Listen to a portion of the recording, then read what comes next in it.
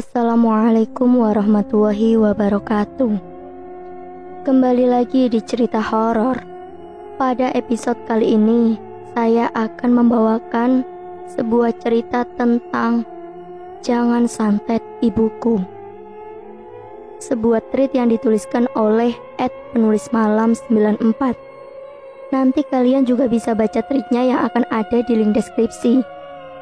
Dan tanpa berbasa-basi, langsung saja kita masuk ke ceritanya. Akhir pekan libur sekolah tiba.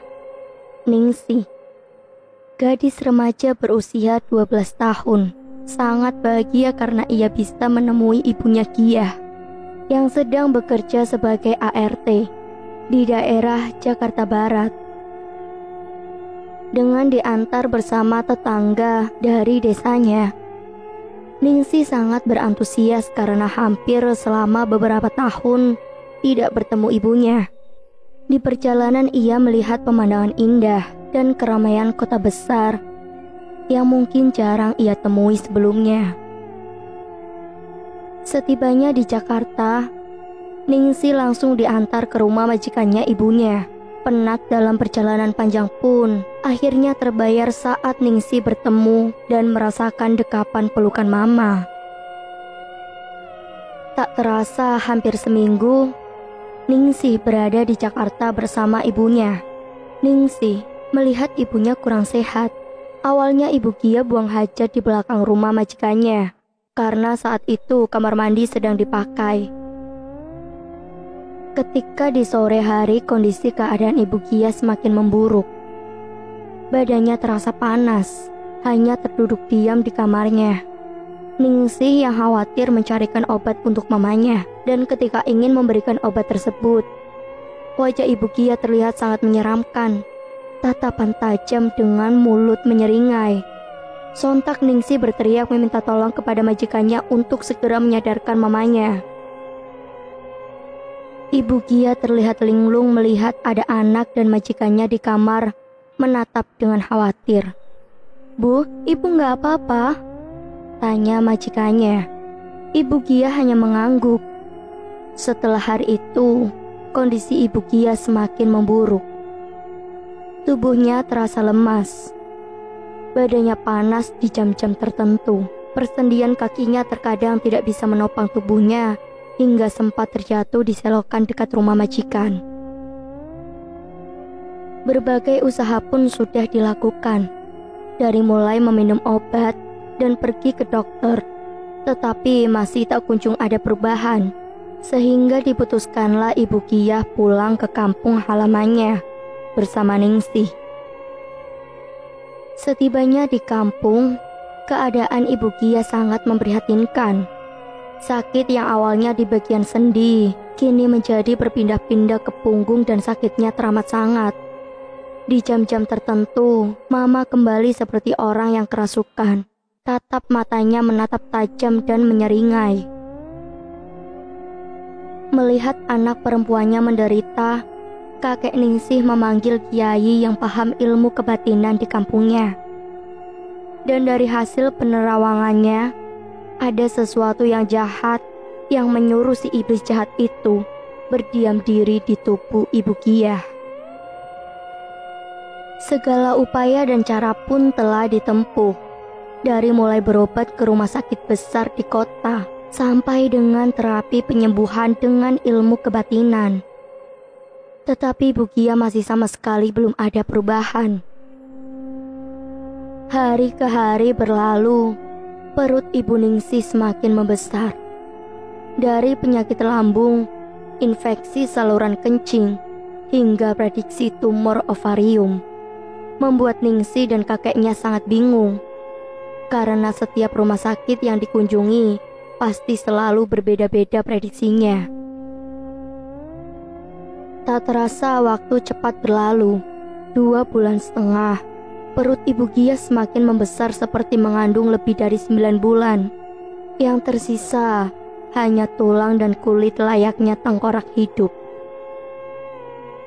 Hari Rabu 9/9/09 yang dianggap sebagai tanggal cantik, ternyata menjadi sebuah petaka bagi Ningsih. Ibu Giyah menutup mata dengan keadaan sangat mengenaskan. Ningsih yang saat itu duduk di kelas 1 SMP hanya bisa menangisi kepergian ibu tercintanya, malang baginya. Dari awal ia tidak mengenal kasih sayang dari ayahnya. Bahkan wajah sang ayah pun Ningsih tak pernah sesekali melihat. Ditambah duka kehilangan ibu Giyah, penopang satu-satunya. 3 hari sebelum kematian sang ibu.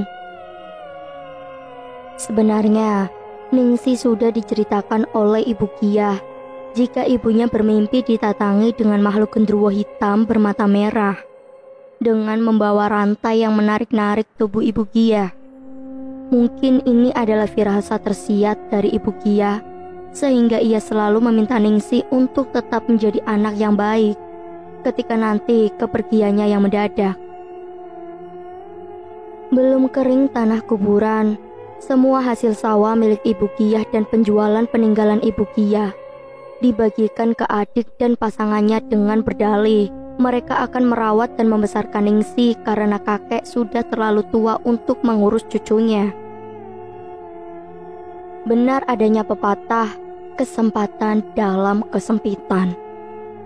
Ningsih yang seharusnya bersekolah dengan uang hasil tabungan ibu Giyah dan penjualan-penjualan tersebut hanya terlunta-lunta karena dapat perlakuan yang tidak menyenangkan dari bibinya. Mereka semua lupa jika Ningsih adalah anak yatim piatu yang seharusnya disantuni, bukannya malah diambil hak-haknya.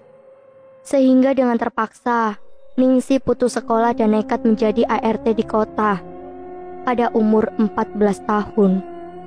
Kejadian pahit itu sangat menakutkan sekaligus menyakitkan bagi Ningsih. Bertahun-tahun ia merantau dan tak pernah mau kembali ke kampung halamannya. Ia ingin jika kembali pulang harus bersama dengan sang suami kelak. Ningsih menutup rapat semua masa lalunya. Sampai ketika Ningsih telah memiliki pendamping hidup dan ia berniat untuk ziarah ke makam ibu kandungnya. Ketika Ningsih kembali hanya untuk menyekar kuburan ibu Giyah dan menyempatkan bersilaturahmi dengan bibinya sebagai bentuk rasa pengampunan yang mereka perbuat kepada Ningsih. Ningsih merasa ada hal yang tidak beres di rumah itu. Ada hawa panas dan seperti ada yang mengawasi dari balik kamar si bibi. Tak butuh beberapa lama, Ningsih dan sang suami berpamitan pulang setelah bermalam di rumah itu. Ningsih merasa tubuhnya semakin berat dan seperti ada yang mengikuti. Persis seperti apa yang ia rasakan di rumah bibinya itu. Saat kembali ke Jakarta, Ningsih merasa ada hal yang ganjil. Kini hampir setiap malam ia didatangi sosok seperti yang dulu almarhum ibu Giyah ceritakan. Genderuwo hitam dengan mata merah menyala, mengejar-ngejar Ningsih di dalam mimpi. Dan itu seringkali terulang.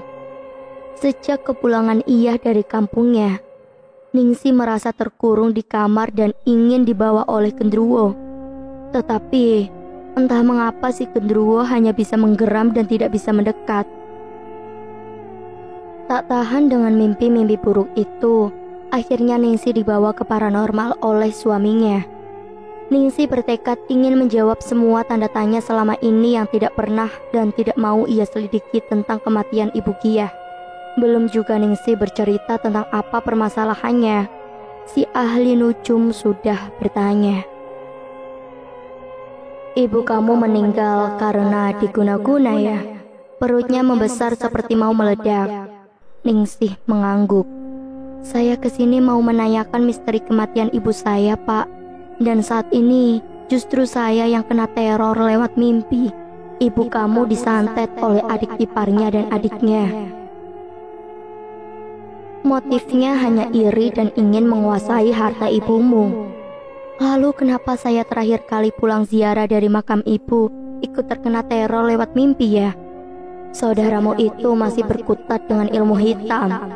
Iblis itu masih mengejar-ngejar jiwamu.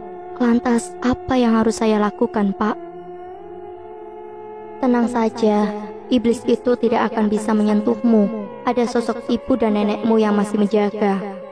Banyak-banyak berdoa dan jangan pernah lagi menginjakkan kaki di kampungmu. 1 minggu kemudian, tetangga Ningsi menghubungi, mengabari jika si bibi menjelekkan Ningsi, anak yang tidak tahu diri dan anak yang nakal sehingga tidak perlu susah-susah diurus. Sehingga seluruh harta peninggalan, termasuk harta warisan rumah kakek yang baru. Setelah kakek wafat tidak usah jatuh ke tangan Ningsi. Padahal seharusnya Ningsi lah yang berhak mendapatkan itu. Karena pengganti dari bagian ibu Kiah, Ningsi hanya mencoba mengikhlaskan.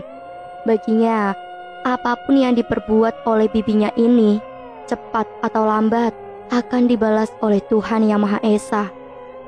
Saat ini kebenaran sudah terungkap siapa dalang dari pembunuhan keji 12 tahun lalu. Sekian cerita horor hari ini. Nantikan untuk kisah-kisah selanjutnya. Tetap di cerita horor. Banyak sekali pesan moral yang dapat kita ambil dari cerita ini. Tingkatkan yang baik, hilangkan yang buruk. Wassalamualaikum warahmatullahi wabarakatuh.